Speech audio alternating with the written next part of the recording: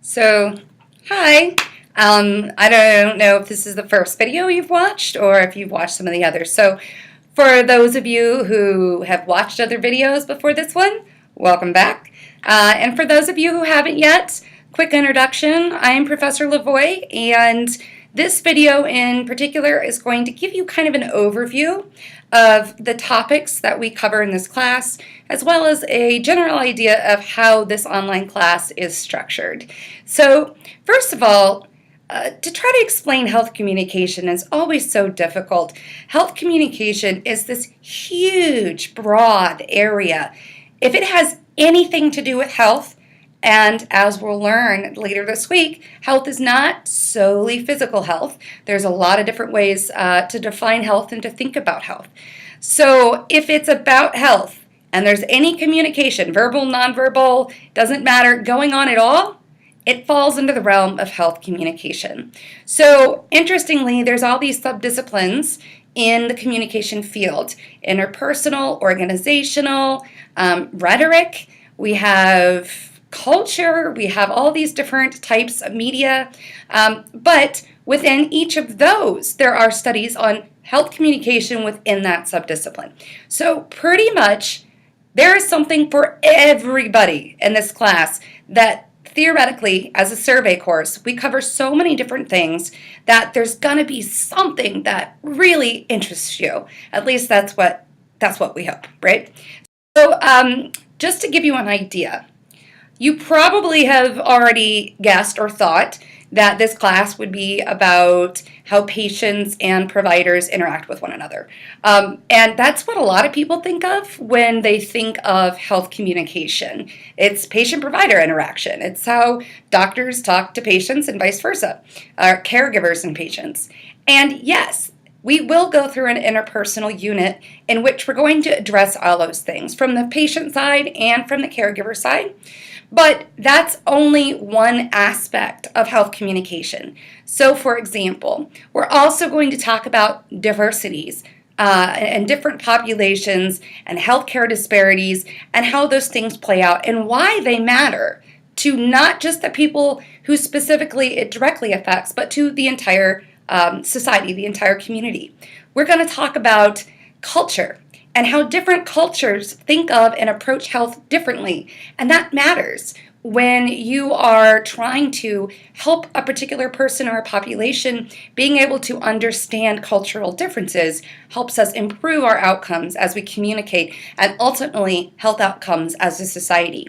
We're also going to talk about media and how media affects the way that we think about and communicate about health, whether that's news media, entertainment media, social networking. All of those things influence the way that we talk and think about health issues and ultimately our health outcomes. We're also going to talk about social support. This is something that's not talked about a lot, but it's very practical in this course.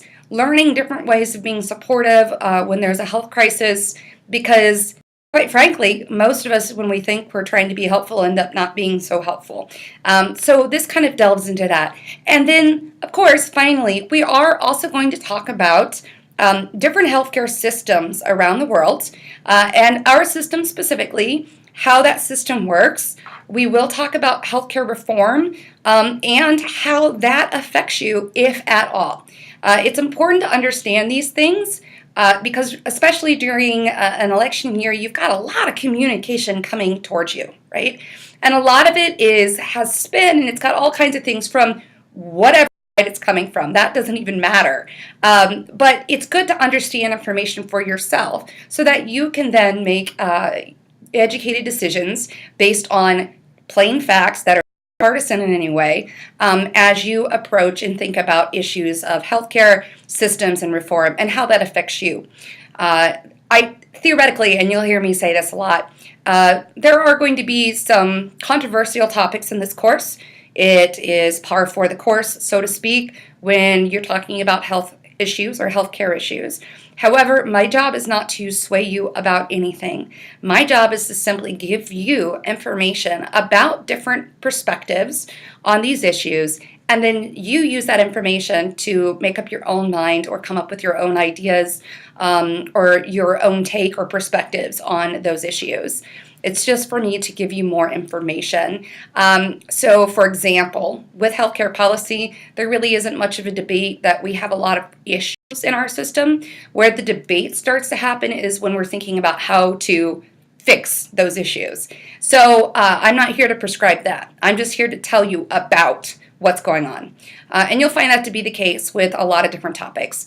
As a reminder, since this is a course overview, some of those more controversial topics, whether it's healthcare reform, the right to die argument and controversy issue, there's a lot of things in here. So I'm going to ask you a lot of strong opinions, a lot of strong feelings about some of these things. Please, A, be respectful. If you don't agree with someone else, that's totally okay. But this isn't Facebook, so let's not be, flaming and saying inflammatory things. Instead, part of getting an education is being able to listen respectfully to other people's viewpoints and actually consider those viewpoints. Now, it doesn't mean that you're going to ultimately change your mind, but you will at least have an appreciation or understanding of why other people believe what they believe. So when you're on the discussion boards, when we're having these conversations, please keep it respectful and please keep an open mind, because that is the best way to become educated about these topics. So not only then you have your own perspective, but you also understand all of these other perspectives. Whether you agree with them or not, you understand what those controversies are about, and that's the whole point. Okay. As far as the way this course is laid out, as you can see, we're going to talk about a lot of different things. Generally speaking, every week, almost every week, you're going to have a discussion due.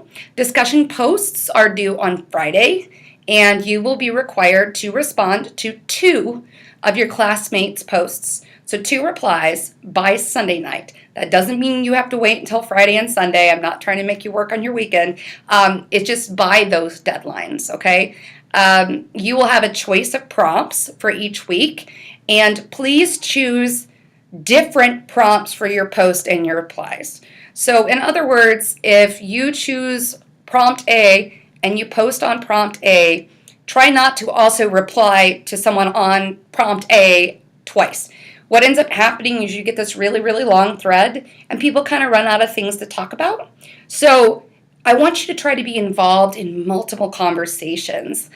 So if you post on A, respond to somebody on prompt B and prompt C. That doesn't mean ignore if someone asks you a question on your original post, respond to them. But minimally, make sure that you diversify what you're posting and replying to for each week. Let me know if you have any questions about that as well. So you're going to have a discussion every week. There will be an exam approximately every 4 weeks, so 4 of them over the course of the semester. I will put up study guides for those about a week and a half in advance is what I try to do so you can study. Other things that you'll notice about this class is that for each set of lectures, there is a corresponding set of lecture guides. So these are PowerPoints that have the parts that are blanked out on them.